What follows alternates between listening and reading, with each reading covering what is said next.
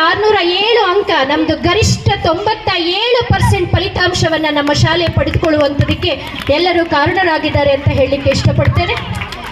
ಇನ್ನು ನಮ್ಮ ಶಾಲೆಯ ಮೂಲಭೂತ ಸೌಲಭ್ಯಗಳ ಬಗ್ಗೆ ಹೇಳ್ಕೊಳ್ಳೋದಕ್ಕೆ ನಾನು ಬಹಳ ಹೆಮ್ಮೆ ಪಡ್ತೇನೆ. ಇವತ್ತು ನಮ್ಮ ಶಾಲೆ ಯಾವುದೇ ಖಾಸಗಿ ಶಾಲೆಗಿಂತ ಕಡಿಮೆ ಇಲ್ಲದ ಹಾಗೆ ಉತ್ತಮವಾದಂಥ ಸ್ಮಾರ್ಟ್ ಕ್ಲಾಸ್ ಅನ್ನು ಹೊಂದಿರತಕ್ಕಂಥ 3 ತರಗತಿ ಕೊಠಡಿಗಳಿವೆ. ಹಾಗೆಯೇ ಪ್ರಯೋಗಾಲಯವಿದೆ, ಕಂಪ್ಯೂಟರ್ ಲ್ಯಾಬ್ ಇದೆ, ಕಾರ್ಯಕ್ರಮವನ್ನು ಆಯೋಜನೆ ಮಾಡಲಿಕ್ಕೆ ಸಭಾಂಗಣ ಇದೆ, 3250ಕ್ಕೂ ಹೆಚ್ಚಿನ ಪುಸ್ತಕಗಳು ಗ್ರಂಥಾಲಯದಲ್ಲಿ ಲಭ್ಯವಿವೆ. ಹಾಗೆ ಪಾಠೋಪಕರಣಗಳು, ಕ್ರೀಡಾ ಉಪಕರಣಗಳು ಇವೆಲ್ಲವೂ ಕೂಡ ನಮ್ಮ ಶಾಲೆಯಲ್ಲಿ ಯಾವ ಕೊರತೆಯೂ ಇಲ್ಲದೆ ಎಲ್ಲ ರೀತಿಯ ಸೌಲಭ್ಯದಿಂದ ಶಾಲೆ ನಡೆಯಲಿಕ್ಕೆ ಕಾರಣರಾದಂಥ ಎಲ್ಲ ನನ್ನ ಘನ ಸರ್ಕಾರದ ಸೌಲಭ್ಯಗಳನ್ನ ನಮ್ಮ ಶಾಲೆಗೆ ತರುವಲ್ಲಿ ನನಗೆ ಸಹಕಾರವನ್ನು ನೀಡಿದಂಥ ಶ್ರೀ ಕೃಷ್ಣಮೂರ್ತಿ ಅವರಿಗೂ, ರವಿಕುಮಾರ್ ಅವರಿಗೂ, ಹಾಗೆ ನನ್ನೆಲ್ಲ ಕ್ಷೇತ್ರ ಶಿಕ್ಷಣಾಧಿಕಾರಿಗಳಿಗೆ, DDPI ಅವರಿಗೆ ಈ ಕಾರ್ಯಕ್ರಮದ ಮುಖಾಂತರ ನಮನವನ್ನು ಸಲ್ಲಿಸಲಿಕ್ಕೆ ಬಯಸ್ತೇನೆ.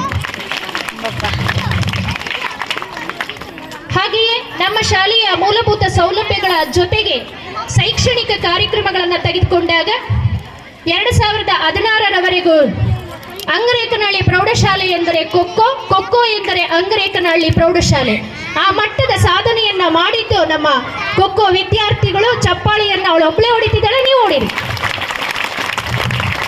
ಖೋಖೋದಲ್ಲಿ ರಾಜ್ಯ ಮಟ್ಟವನ್ನು ಪ್ರತಿನಿಧಿಸುವ ಮೂಲಕ ಆಳ್ವಾಸ್ ಕಾಲೇಜಿನಲ್ಲಿ ವಿದ್ಯಾರ್ಥಿಗಳು ಸೀಟನ್ನು ಪಡ್ಕೊಂಡು ಇವತ್ತು ನಮ್ಮ ಮುಂದೆ ಉತ್ತಮವಾದ ವಿದ್ಯಾರ್ಥಿನಿಯಾಗಿ ವಿದ್ಯಾಭ್ಯಾಸವನ್ನು ಮುಗಿಸಿ ಇವತ್ತು ನಮ್ಮ ಕಾರ್ಯಕ್ರಮದ ವಿಶೇಷ ವಿದ್ಯಾರ್ಥಿನಿಯಾಗೂ ಕೂಡ ಈ ಕಾರ್ಯಕ್ರಮದಲ್ಲಿ ಆಗಮಿಸಿದ್ದಾಳೆ.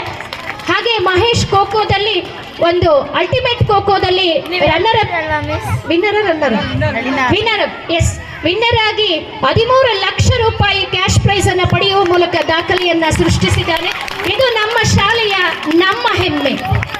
ಇದಾದ ಮೇಲೆ ನಮ್ಮ ಶಾಲೆ 2016ರಿಂದ ಪ್ರಸ್ತುತದವರೆಗೂ ನಮ್ಮ ಶಾಲೆಯ ವಿದ್ಯಾರ್ಥಿಗಳು ಸಾಂಸ್ಕೃತಿಕ ಕ್ಷೇತ್ರದಲ್ಲಿ ಒಂದಲ್ಲ 2 ವಿದ್ಯಾರ್ಥಿಗಳು ರಾಜ್ಯ ಮಟ್ಟವನ್ನ ಪ್ರತಿನಿಧಿಸಿ ರಾಜ್ಯ ಮಟ್ಟದಲ್ಲಿ ಬಹುಮಾನವನ್ನ ಪಡೆದಿದ್ದಾರೆ.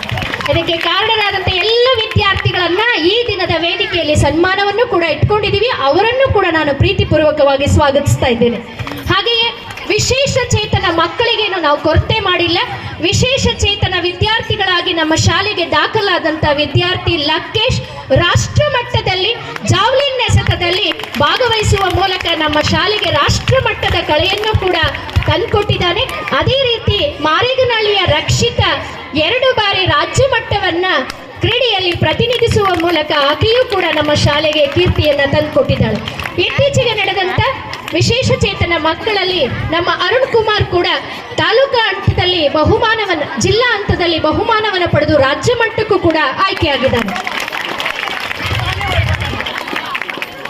ಈ ಎಲ್ಲ ವಿಶೇಷತೆಗಳಿಗೆ, ಕಾರ್ಯಕ್ರಮಗಳಿಗೆ ನಾನು ಕೆಲವು ಕಾರ್ಯಕ್ರಮವನ್ನ ನಿಮ್ಮ ಮುಂದೆ ಹಂಚ್ಕೊಳ್ಳಿಕ್ಕೆ ಇಷ್ಟಪಡ್ತೀನಿ.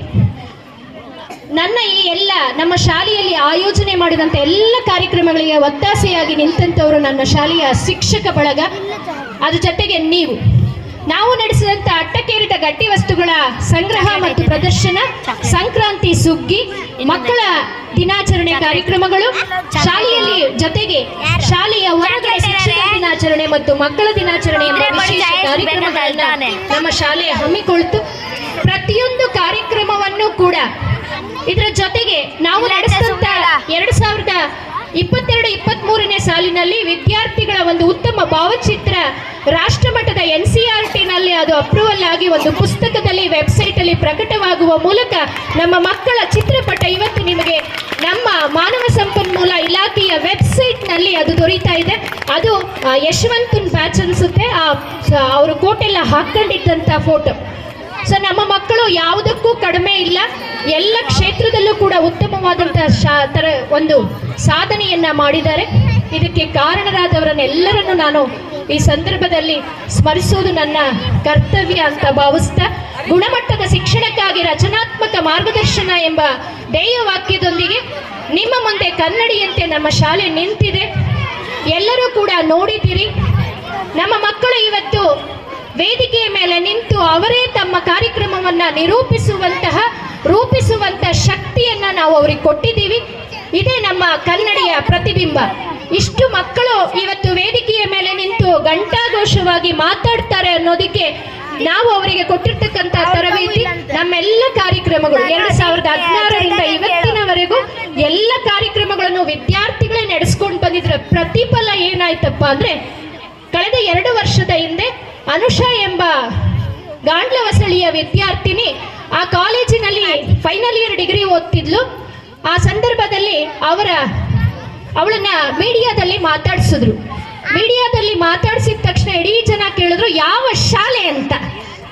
ಆಗ ಸಾರ್ಥಕತೆಯನ್ನ ಹೊಂದಿದ ಕ್ಷಣ ಅದು. ಯಾಕೆ ಅಂದ್ರೆ ನಮ್ಮ ಒಬ್ಬ ವಿದ್ಯಾರ್ಥಿನಿ ಮೀಡಿಯಾದಲ್ಲಿ ಅತ್ಯಂತ ಸುಸ್ಪಷ್ಟವಾಗಿ ಕನ್ನಡವನ್ನ ಮಾತನಾಡಿ ಮೆಚ್ಚುಗೆಯನ್ನ ಪಡೆದಿದ್ದಾಳೆ ಅಂದ್ರೆ ಅದು ಅಂಗರೇಖನಹಳ್ಳಿ ಪ್ರೌಢಶಾಲೆಯ ಒಂದು ಉತ್ತಮವಾದಂಥ ಪ್ರಾಡಕ್ಟ್. ಸೊ ಆ ನಿಟ್ಟಿನಲ್ಲಿ ನಾವು ಕೆಲಸವನ್ನ ಮಾಡಿದ್ದೇವೆ.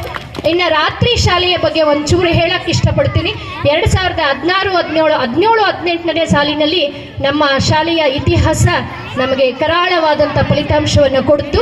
ಅದಾದ ಮೇಲೆ ರಾತ್ರಿ ಶಾಲೆಯನ್ನು ಮಾಡಿದ್ವಿ. ಆ ರಾತ್ರಿ ಶಾಲೆಗೆ ನಮ್ಮ ಪಾಲಕರ ಸಹಕಾರ ಹೇಗಿತ್ತು ಅಂದರೆ, ನಿಜಕ್ಕೂ ಯಾರು ಯಾವುದಕ್ಕೂ ಕಡಿಮೆ ಇಲ್ಲ. ಸಂಸ್ಕಾರ ಅನ್ನೋದು ವೇದಿಕೆಗೆ ಕೊಟ್ಟಾಗ, ಅವಕಾಶ ಕೊಟ್ಟಾಗ ಕಾಣಿಸ್ಕೊಳ್ಳುತ್ತೆ ಅನ್ನೋದಕ್ಕೆ ನಮ್ಮ ಪಾಲಕರು ಅಷ್ಟು 10 ಗಂಟೆಗೆ ಬಂದು ತಮ್ಮ ಮಕ್ಕಳನ್ನು ಕರೆದುಕೊಂಡು ಹೋಗುವಂಥ ಶಿಸ್ತನ್ನು ತೋರಿಸುವ ಮೂಲಕ ಇಲ್ಲಿಯವರೆಗೂ ಯಾವುದೇ ಘಟನೆಗಳು, ಯಾವುದೇ ತೊಂದರೆಗಳಾಗದೇ ಇರೋದಕ್ಕೆ ನಮ್ಮೆಲ್ಲ ಪಾಲಕರು ನಮ್ಮ ಮೇಲೆ ಇಟ್ಟಿರ್ತಕ್ಕಂಥ ಆಶೀರ್ವಾದವೇ ಕಾರಣ ಅಂತ ಹೇಳಿ ನಾನು ಭಾವಿಸ್ತೇನೆ. ಈ ಒಂದು ಹೆಚ್ಚು ಮಾತನಾಡೋದು ಹೇಳ್ತಾ ಹೋದ್ರೆ ಜಾಸ್ತಿ ಇದೆ. ಯಾಕೆಂದ್ರೆ 19 ವರ್ಷದ ಇತಿಹಾಸವನ್ನ ಬೆಳಕು ಚೆಲ್ಲೋದು ಕಷ್ಟ ಆಗತ್ತೆ.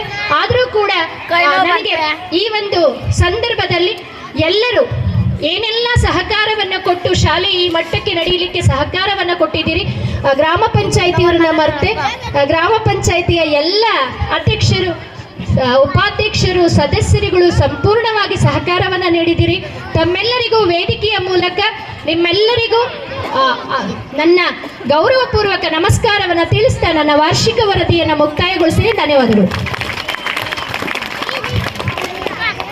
2006-07ರಿಂದ 2024-25ನ ಸಾಲಿನವರೆಗೂ ಶಾಲೆ ನಡೆದು